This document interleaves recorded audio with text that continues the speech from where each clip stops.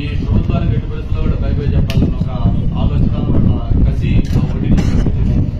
వీటన్నిటితోటి అంతేకాకుండా మనం పోలింగ్ అయిన తర్వాత కూడా 175 కాన్స్టిట్యూషన్లో మరి చంద్రబాబు నాయుడు గారు, పవన్ కళ్యాణ్ గారు, అలాగే ప్రొఫెసర్ గారి ఆదేశాల మేరకు మొత్తం రివ్యూలు కూడా చేసుకుంటే బూత్ వైజ్ కూడా అనాలిసిస్ ఎక్కడ చూసినా కూడా ఒక పాజిటివ్ వేవ్ కూటమికి కనిపించిన విషయం మనం చూస్తా ఉన్నాం. అయితే దీన్ని డైవర్ట్ చేస్తూ వైసీపీ నాయకులు జగన్మోహన్ రెడ్డి గారు మన 2 నెలల ముందు ఆయన పీకే టీం ఏదైతే ఐపాక్ టీం ఉందో ఐపాక్ టీంతో మాట్లాడినప్పుడు ఆయన చేసిన కామెంట్స్ కానీ ప్రజలు షాక్ అవుతారని చెప్పాడు. ప్రజలు దేశం కూడా డెఫినెట్ గా మేము కూడా అంటా ఉన్నాం. ఎందుకంటే ఖచ్చితంగా షాక్ అవుతారు. ఎందుకంటే ఆ రోజు ధైర్యపక్షంగా కూటమి వైపు రాబోతా ఉన్నాం. ప్రజలు దేశంతో పాటు జగన్మోహన్ రెడ్డి కూడా గ్యారెంటీగా షాక్ అవుతాడు. ఎందుకంటే ఆయన ఊహించిన విధంగా ఫలితాలు రాబోతా ఉన్నాయి. దాంతోపాటు ప్రత్యేకించి విశాఖపట్నంలో వైవి సుబ్బారెడ్డి గారు కానీ మరి అలాగే బొత్స సత్యనారాయణ గారు కానీ గత 7 రోజులుగా వాళ్ళు ఆడుతున్న మైండ్ గేమ్ చూస్తే చాలా నవ్వు వస్తా ఉంది మాకు.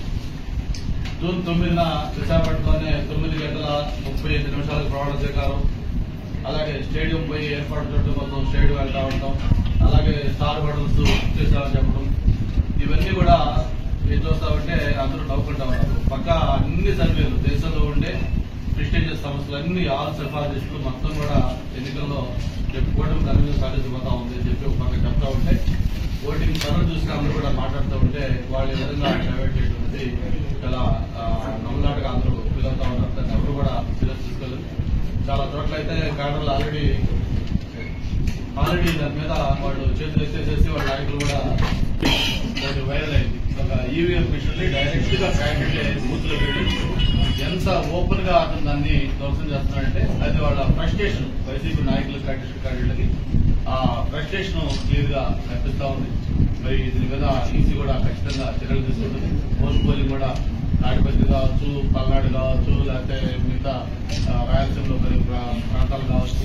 చివరికి ఒక పబ్లిక్ పల్స్ ఏంటంటే మేము కూడా మన పోలింగ్ రోజు మార్నింగ్ 7 o'clock ఓటేయడం కోసం మా ఎంఈపీ బూత్ లో వెళ్ళి ఎందుకంటే మిగతా కాన్స్టిట్యూన్స్ లో వెళ్ళాలి కాబట్టి వెళ్తే పబ్లిక్ మమ్మల్ని అప్పటికే 200 మంది క్యూలో ఉన్నారు. వాళ్ళందరూ కూడా క్లాస్ మీరు వెళ్ళి ఎలాంటి సభ్యులు వెళ్ళి అక్కడికి మళ్ళీ కాన్స్టిట్యూన్స్ వెళ్ళాలి కదా అని చెప్పని వాళ్ళు దగ్గరుండి వాళ్ళు లోపలికి తీసుకెళ్లి వాళ్ళు క్యూ కాకుండా మమ్మల్ని లేదు ఉంటారంటే కూడా వద్దని చెప్పి వాళ్ళు మన దగ్గర లోపలికి తీసుకెళ్లి ఓటేజ్ పంపించారు. సేమ్ ఇన్సిడెంట్ తెనాల్లో ఎమ్మెల్యే నేను రిక్వెస్ట్ చేసి లోపలికి వెళ్తాను కూడా పబ్లిక్ ఒప్పుకోకుండా బలవంతం కలుతుంటే అతని మీద దాడి చేసి ఫిజికల్ గా అతను పెట్టే పరిస్థితి వచ్చిందంటే పబ్లిక్ మూడేంటో మనం అర్థం చేసుకోవచ్చు. కాబట్టి వాళ్ళు ఎన్ని మాటలు చెప్పినా కేవలం 4వ తారీఖు దాకా వాళ్ళు ఎన్ని ప్రయత్నాలు చేసినా ఎన్ని చేసినా కూడా పబ్లిక్ తీర్పు పెట్టు ఆల్రెడీ పార్టీలో నిశ్చితమై ఉంది.